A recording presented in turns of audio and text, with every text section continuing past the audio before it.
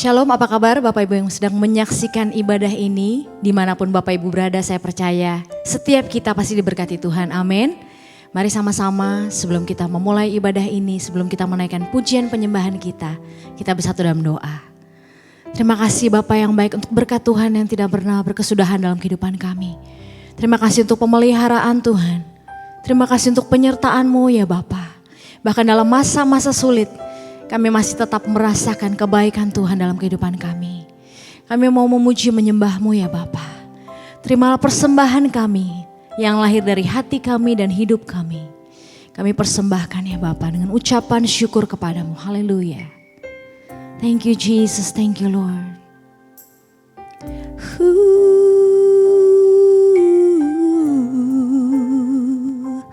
I am here because of your grace. I am here because of your love, Lord Jesus. I am so thankful for your grace abounds to me. I am here because of your grace. I am here because of your love, Lord Jesus. I am so thankful for your grace abounds to me.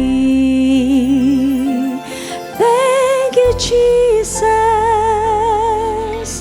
Jesus,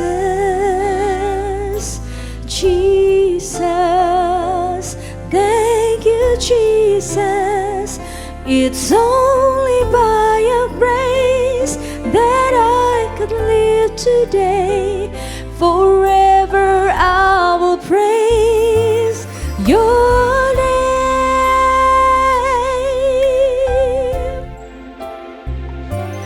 I am here because of your praise.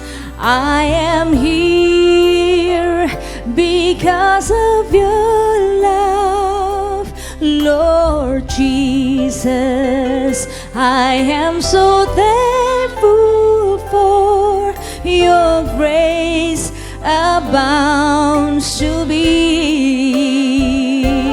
Thank you, Jesus. Jesus, Jesus, thank you, Jesus. It's only by your grace that I could live today. Forever I will praise your name. Thank you, Jesus.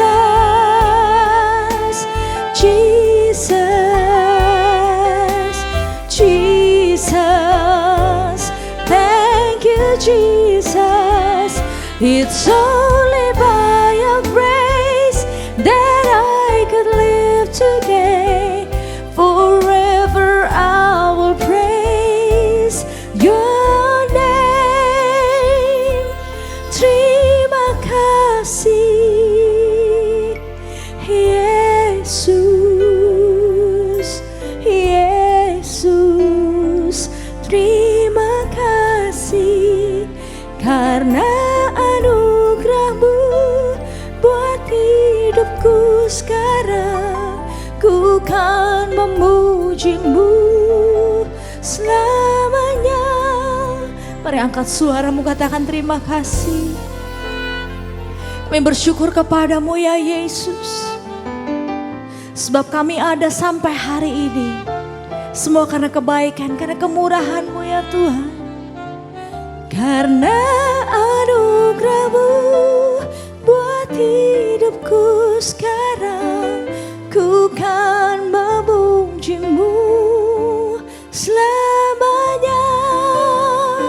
Ku kan memuji-Mu selamanya. Ku kan memuji-Mu.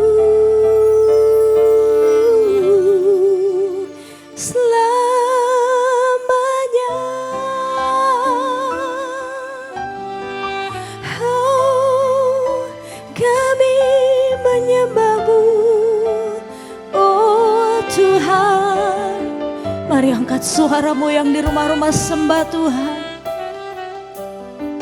Sembah Yesus Tuhan. Sherere biarlah balala namanya se. Naikkan syukurmu kepadanya. Oh haleluya. Ya rala balala namanya shane.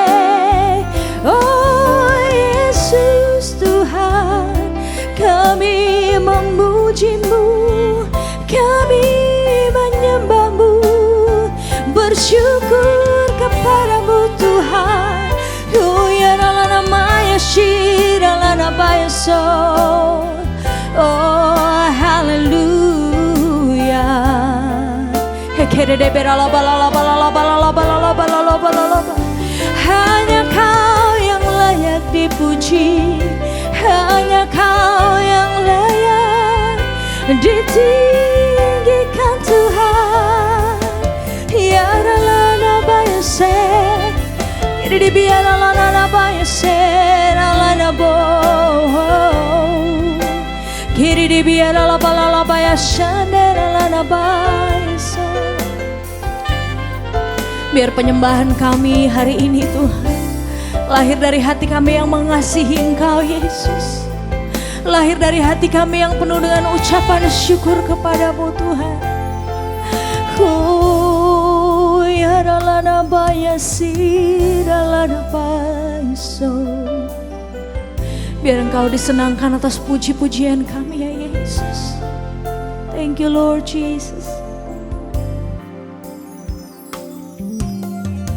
Segala pujian syukur bagimu. Kau hadir dalam hidupku. Kini ku datang sujud di hadapanmu, memujimu, menyembahmu Yesus. Ku menyembahmu. Segala pujian syukur bagimu. Kau hadir dalam hidupku. Kini ku datang sujud di hadapanmu, memujimu, menyembahmu Yesus. Ku menyembahmu.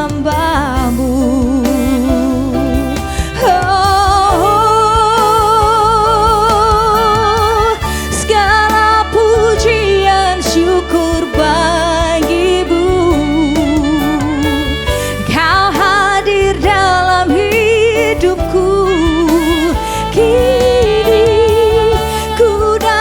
Sujud di hadapanmu, memujimu, menyembahmu Yesus. Ku menyembahmu, oh, memujimu, menyembahmu Yesus. Ku menyembahmu.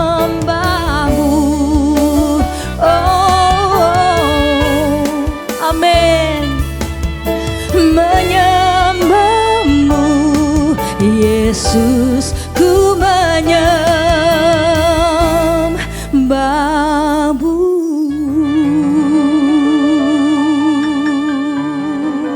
Oh haleluya.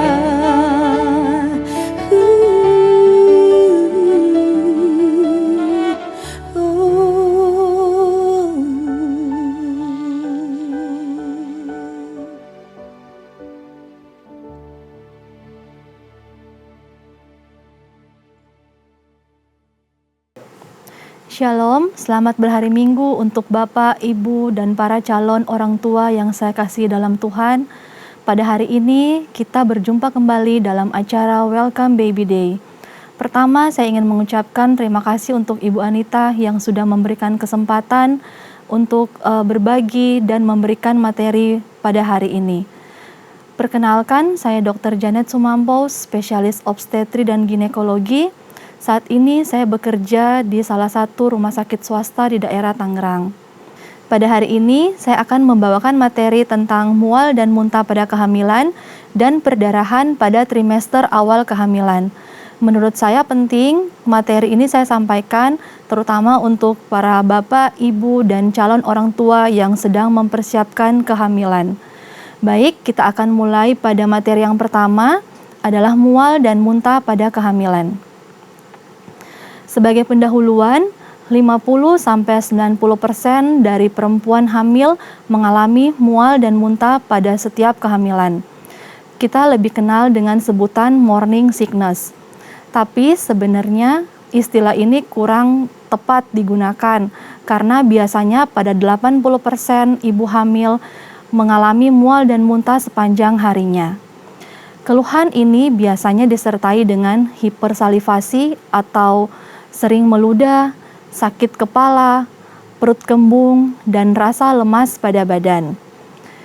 Pada ibu hamil yang mengalami mual dan muntah jika sudah mengganggu aktivitas sehari-hari atau bahkan mengalami komplikasi, biasanya dalam bahasa medis kita sebut sebagai hiperemesis gravidarum.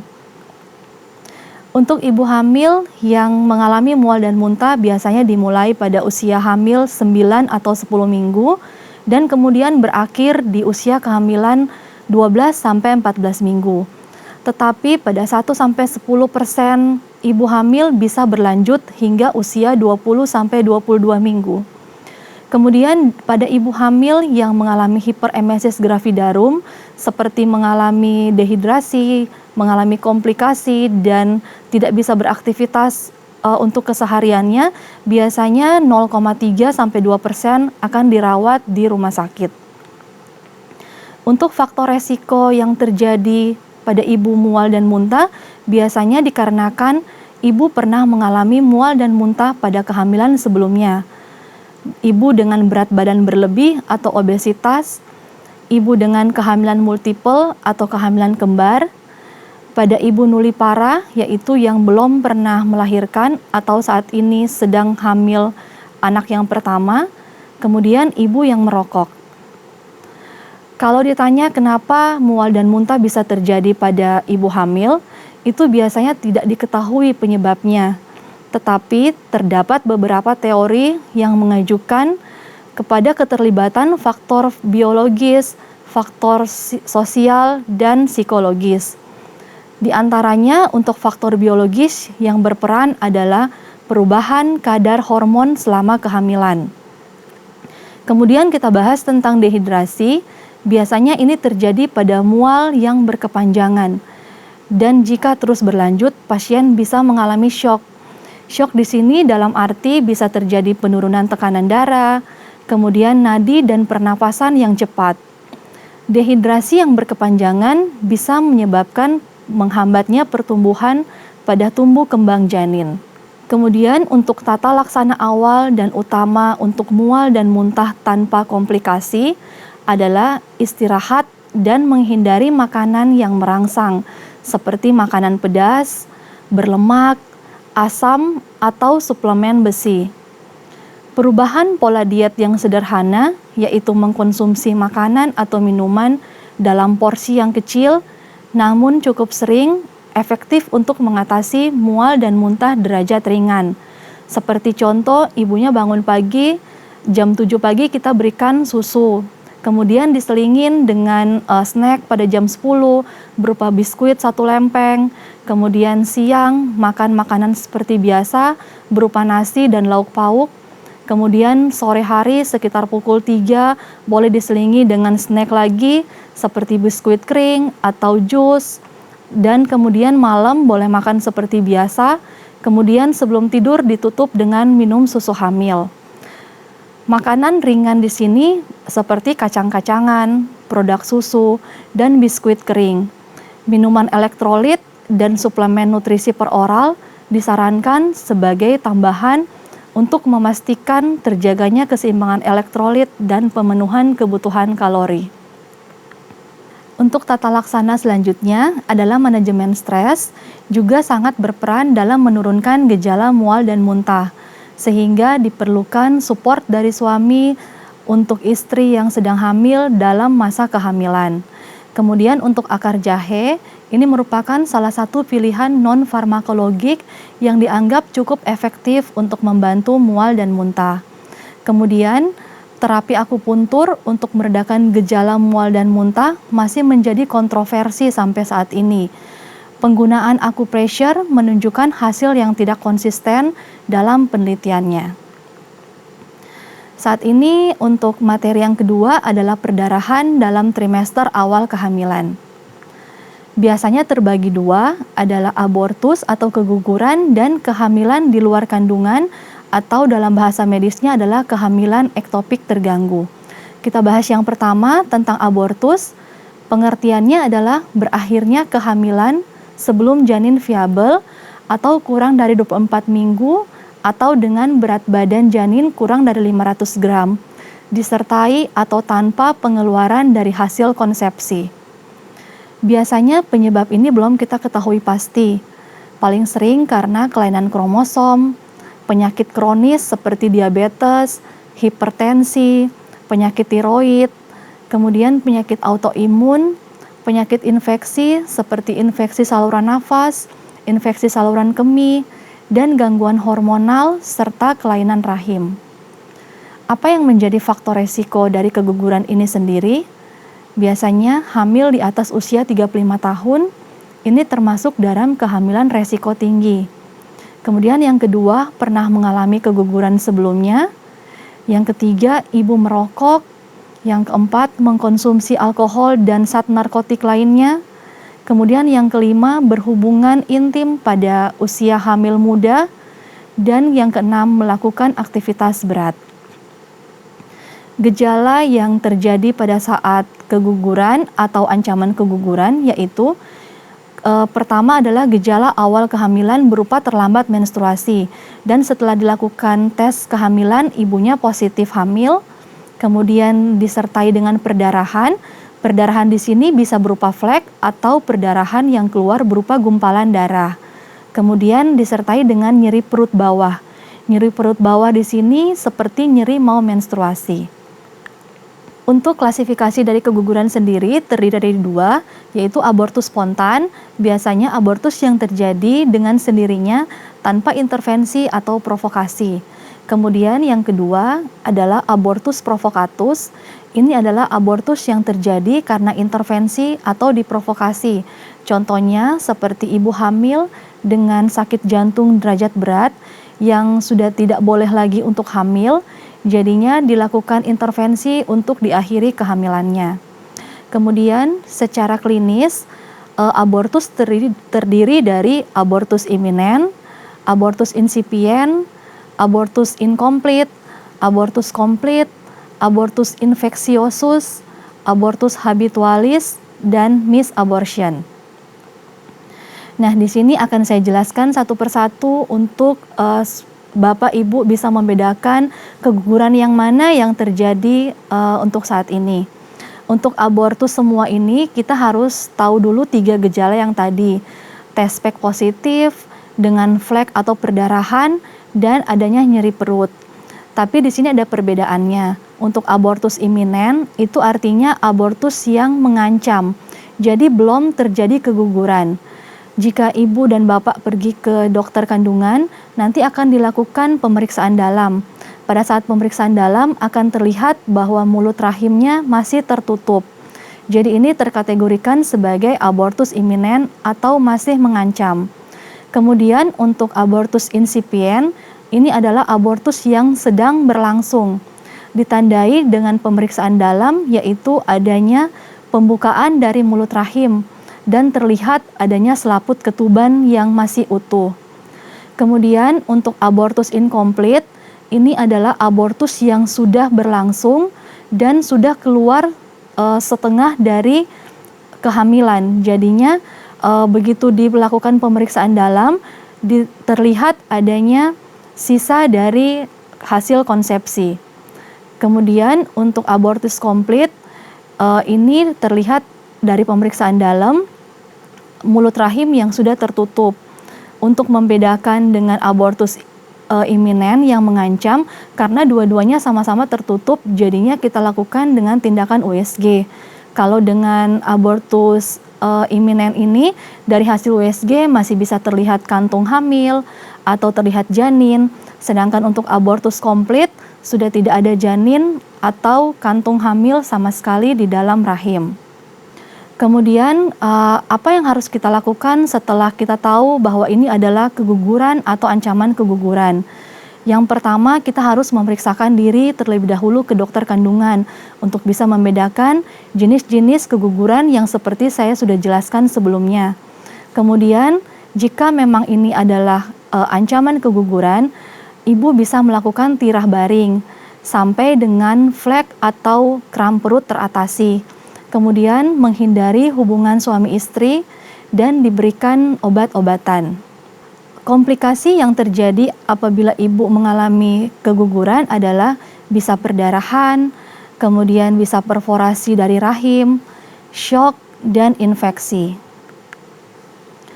Tips-tips yang bisa saya berikan untuk ibu hamil dan para calon ibu di rumah adalah jika hamil segera memeriksakan kehamilan ke dokter kandungan. Kemudian menghindari kebiasaan merokok, minum alkohol, atau obat-obatan terlarang saat hamil. Kemudian menjaga berat badan ideal yang sehat sebelum dan selama kehamilan. Menjaga kebersihan untuk mencegah infeksi seperti rajin cuci tangan dan tidak berada di dekat orang yang sedang sakit. Kemudian untuk ibu-ibu yang addict coffee biasanya hanya maksimal bisa 200 mg saja per hari, karena kafein juga bisa menyebabkan ancaman keguguran. Kemudian yang terakhir adalah mengkonsumsi makanan bergizi, seimbang, memperbanyak makan sayur dan buah. Kemudian yang kedua dari perdarahan hamil muda ini adalah kehamilan di luar rahim yang kita lebih kenal dengan istilah medis kehamilan ektopik terganggu. Ini adalah kehamilan yang terjadi di luar rahim. Sel telur yang dibuahi biasanya tidak menempel pada rahim, melainkan pada organ lain seperti saluran telur, rongga telur, indung telur, atau leher rahim. Didapatkan gejala seperti tanda hamil muda, kemudian dilakukan tes spek hasilnya positif, dan didapatkan perdarahan, pervaginam atau flek, dan didapatkan nyeri perut. Berbeda dengan keguguran, di sini nyeri perut, begitu kita tempelkan jari di perut, ibunya sudah sangat merasakan nyeri yang hebat, sehingga ibunya bisa mengalami shock seperti tekanan darah menurun, pernafasan cepat, dan nadi cepat. Kemudian penyebabnya untuk saat ini belum diketahui pasti, tapi biasanya sering dikaitkan dengan kerusakan pada sel telur. Kemudian bisa juga karena faktor genetik, bawaan lahir, peradangan akibat infeksi atau prosedur medis, perkembangan organ reproduksi yang tidak normal, dan ketidakseimbangan dari hormonal. Faktor resiko lainnya yang bisa terjadi pada kehamilan di luar kandungan adalah usia lebih dari 35 tahun, kemudian ibu dengan radang panggul dan endometriosis, kemudian menderita penyakit menular seksual seperti gonore atau chlamydia, dan pernah mengalami kehamilan ektopik sebelumnya. Biasanya untuk ibu yang mengalami kehamilan ektopik sebelumnya memiliki presentasi 11% untuk bisa terulang di kehamilan berikutnya. Kemudian bisa terjadi pada ibu yang dengan keguguran berulang, pernah mengalami operasi pada area perut dan panggul, kemudian ibu yang pernah menjalani pengobatan terkait masalah kesuburan, menggunakan alat kontrasepsi jenis spiral, dan ibu dengan kebiasaan merokok. Tata laksana untuk kehamilan ektopik terganggu seperti ini, karena sudah disertai dengan shock, baiknya ibu segera bawa ke rumah sakit terdekat untuk bisa diatasi shocknya, kemudian dilakukan tindakan operasi untuk mengangkat janin yang berkembang bukan di rahim melainkan di luar rahim. Untuk take home message, biasanya semua ibu hamil sebaiknya diedukasi untuk segera datang ke dokter jika mengalami perdarahan pervaginam yang banyak disertai dengan kram perut. Kemudian selama kehamilan, rajin kontrol ke dokter kandungan, apalagi ibu yang disertai dengan komorbid seperti darah tinggi, kencing manis, asma, atau kelainan tiroid. Kemudian minum vitamin secara teratur selama kehamilan, dan bed rest total untuk kehamilan muda. Sebagai tambahan, untuk saat ini banyak pertanyaan dari ibu-ibu hamil yang bertanya apakah boleh untuk dilakukan vaksinasi COVID-19. Jawabannya untuk saat ini memang belum direkomendasikan vaksin COVID-19 untuk ibu hamil, dikarenakan pada saat ini belum ada penelitian yang mengikut sertakan ibu hamil dalam penelitian vaksin COVID-19 ini. Karena ibu hamil adalah orang yang rentan terkena COVID-19, diperlukan support dari suami dan anggota keluarga untuk segera melakukan vaksinasi dalam waktu dekat ini. Dan untuk melakukan tindakan 3M, yaitu mencuci tangan, menjaga jarak, dan memakai masker. Memakai masker bukan hanya ketika kita keluar rumah, tapi di dalam rumah untuk berinteraksi dengan anggota keluarga diperlukan untuk memakai masker dan menjaga jarak kurang lebih 1 meter. Kemudian untuk ibu hamil diperlukan sinar matahari, yaitu dengan berjemur di antara jam 8 sampai jam 10 pagi atau di atas jam 3 sore dengan intensitas 15 menit per hari. Kemudian minum vitamin sesuai dengan yang direkomendasikan dokter kandungan ibu dan bapak. Baik, ini materi yang bisa saya sampaikan hari ini. Terima kasih, stay safe dan stay healthy. Tuhan Yesus memberkati. Kami mengucapkan banyak terima kasih kepada pembicara hari ini yang sudah memberkati setiap kita. Saya percaya setiap Bapak Ibu yang menyaksikan di rumah-rumah juga diberkati Tuhan. Amin. Mari sama-sama sebelum kita mengakhiri ibadah ini, kita angkat satu pujian. Ku bersyukur Bapa, ku bersyukur Tuhan, buat kasih setiamu di dalam hidupku. Ku bersyukur, ku bersyukur Bapa, ku bersyukur Tuhan, buat kasih setiamu di dalam hidupku. Ku bersyukur,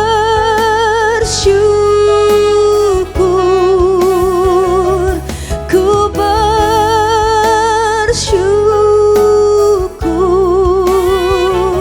ku bersyukur Tuhan.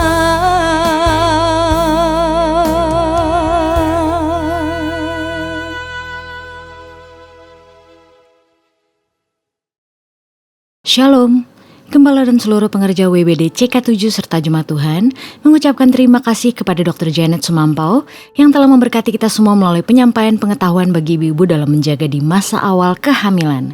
Tuhan Yesus memberkati ibu dan keluarga berlimpah-limpah. Berikut kami sampaikan pengumuman kegiatan sepekan.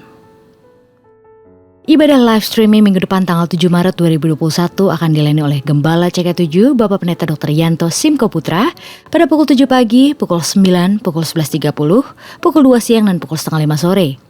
Disertai dengan perjamuan kudus. Ibadah tersebut akan disertai dengan ibadah secara online mulai pukul 7 pagi untuk ibadah Mandarin Service, ibadah dewasa muda atau Young Adult, Youth dan Junior Bahasa Indonesia, ibadah anak Bahasa Indonesia dan Bahasa Inggris, serta ibadah anak berkebutuhan khusus di channel YouTube yang sama, GBPRJ CK7. BPA CK7 bagian anak setiap minggu selama ini mengadakan pembagian kelas secara online via Zoom dalam bahasa Indonesia. Dan puji Tuhan mulai Minggu tanggal 7 Maret 2021 akan dibuka kelas dalam bahasa Mandarin. Bagi anak-anak Bapak Ibu yang dapat berbahasa Mandarin, maka dapat mengikuti kelas tersebut agar rohani mereka semakin hari semakin dalam kepada Tuhan Yesus. Untuk info link Zoom dapat menghubungi nomor WhatsApp yang tercantum di layar Bapak Ibu sekalian. 316 Youth Ministry English Service hari Sabtu tanggal 6 Maret 2021 pukul 4 sore akan dilayani oleh Pastor Juan Lesmana dengan tema di bulan Maret, Lost and Found. 316 Youth Ministry diperuntukkan bagi anak muda dari umur 12 sampai dengan 24 tahun. Mari kami mengundang anak muda untuk bergabung melalui live streaming di YouTube channel GBPRJ CK7. Kita akan memuji menyembah Tuhan bersama dan pengenalan serta iman kita kepada Tuhan Yesus akan bertumbuh bersama-sama. Persembahan umum, kolektor perpuluhan, ucapan syukur dan lain-lain dapat dilakukan melalui e-banking, mobile banking, ATM maupun online di website rekening persembahan CK7, BCA Cabang Tamrin dengan akun 206-333-8222 atas nama GBPRJ. Persembahan dapat juga diberikan melalui QRIS dengan QR Code terlampir atau Bapak Ibu dapat melihatnya langsung di medsos masing-masing cabang. Firman Tuhan di Mazmur 4 ayat 6 berkata, "Persembahkanlah korban yang benar dan percayalah kepada Tuhan." Gembala mengajak kita semua pengerja maupun jemaat untuk tetap setia membangun hubungan intim dengan Tuhan melalui doa fajar pada pukul 4.40 pagi setiap hari Senin sampai dengan Sabtu dan menara doa pada pukul 3 sore sampai dengan pukul 9 malam pada setiap hari Senin sampai dengan hari Sabtu via aplikasi Zoom. Agar kita semua luput dari pandemi COVID-19, krisis ekonomi, masalah keluarga dan lain-lain. Dapatkan link Zoom Doa Fajar dan Menara Doa untuk bulan Maret 2021 dengan menghubungi WhatsApp di 0877 2300 5577. Perkembangan teknologi yang sangat pesat banyak membantu kita di dalam banyak hal, termasuk di dalam membuat banyak keputusan dalam kehidupan kita ini. Seolah-olah teknologi menjadi penolong kita yang sangat penting dan utama. Hal ini membuat kita bertanya-tanya, masihkah kita perlu penolong yang Tuhan berikan, yaitu Roh Kudus untuk menuntun kita dalam setiap keputusan dalam kehidupan ini?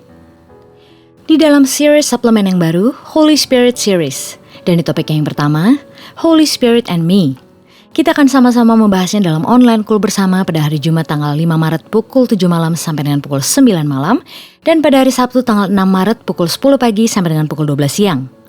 Mari bergabung dan dapatkan Zoom link dan meeting ID-nya dengan menghubungi nomor WhatsApp yang tertera di layar Bapak Ibu sekalian.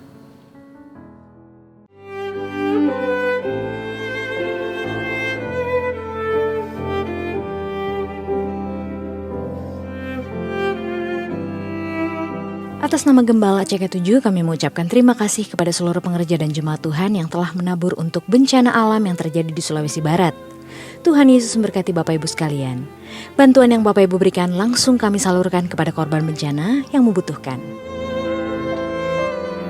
Terima kasih untuk GBI, PRJ, CKJ Dr. Janto. Insya Allah hari ini akan kami salurkan kepada pengungsi yang masih ada. Terima kasih kepada GBI, PRJ, CK7, Dr. Janto. Bantuan ini kami salurkan kepada orang yang membutuhkan. Terima kasih. Terima kasih kepada GDI, PJ, PJK, CK7 dan Dr. Yanto atas sumbangannya. Ini peruntuhan dari Rumah Sakit Mitra hancur lebur, sekarang dalam pembersihan dan mudah-mudahan mereka dapat membangun kembali untuk dapat melayani masyarakat Mamuju lagi. Sangat mengerikan kejadian ini.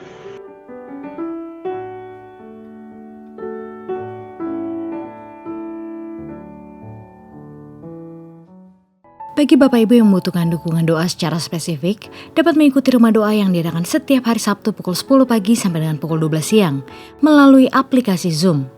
Dan untuk link user ID serta password, dapat menghubungi nomor WhatsApp yang tertera di layar Bapak Ibu sekalian. Sekian pengumuman untuk hari ini, Tuhan Yesus memberkati kita semua. Kami mengundang semua jemaat Welcome Baby Day untuk kita satukan hati untuk berdoa. Bapa di dalam surga, kami mengucap syukur atas semua kebaikan-Mu. Terima kasih buat semua pengetahuan yang disampaikan hari ini oleh Dr. Janet Sumampau. Tuhan berkati Dr. Janet dengan berlimpah-limpah dan menjadi berkat bagi banyak orang, keluarganya, ada dalam penyertaan Tuhan yang sempurna. Kami juga berdoa buat para bapak-bapak yang di rumah. Tuhan, Engkau memberkati pekerjaan, usaha, dan apa yang mereka kerjakan, Tuhan buat berhasil. Urapan nabi, imam, dan raja Tuhan curahkan. Diberi kemampuan untuk mendidik dan membawa keluarganya menjadi keluarga yang takut akan Tuhan serta hidup kudus. Kami berdoa untuk para istri-istri, khususnya yang saat ini sedang mengandung. Diberkatilah para istri-istri menjadi tiang doa, yang kokoh dan diberi hikmat dalam tugasnya menjadi seorang istri atau ibu bagi anaknya. Diberkatilah kehamilannya, diberikan tubuh yang selalu sehat dan kuat. Selama masa kehamilan, Tuhan jaga dan pelihara dan jauhkan dari virus COVID-19. Proses kelahiran Tuhan campur tangan, dibuat lancar dan dijauhkan dari segala halangan. Saat ini, saya mengajak para bapak-bapak dan ibu-ibu. Mari kita sama-sama berdoa buat balita dan janin yang ada di dalam kandungan. Diberkatilah setiap janin yang di dalam kandungan, berkembang dengan sempurna, sehat dan kuat. Lahir menjadi anak yang takut akan Tuhan dan cinta orang tua dan sesama. Diberkatilah dengan urapan Daniel, 10 kali lebih unggul dan cerdas daripada orang dunia.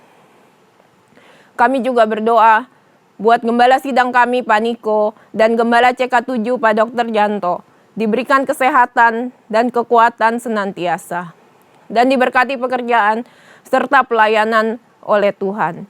Tuhan menuntun Pak Niko dan Dr. Yanto dalam pengembalaannya, membawa jemaat hidup berkenan kepada Tuhan, dan kedua hamba-Mu dijauhkan dari segala serangan si jahat. Kami berdoa, semua keluarga jemaat Welcome Baby Day diberkati dan dilindungi oleh Tuhan. Ini saatnya kita siapkan hati untuk menerima berkat. Jemaat Baby Day yang dikasihi Tuhan, mari kita siapkan hati kita untuk menerima berkat dari Tuhan. Terimalah berkat yang berlimpah-limpah dari Tuhan. Kasih setia dari anaknya yang tunggal Yesus Kristus. Dan penyertaan yang manis dari Roh Kudus menyertai kita mulai hari ini sampai Maranatha, bahkan untuk selama-lamanya. Haleluya. Amin.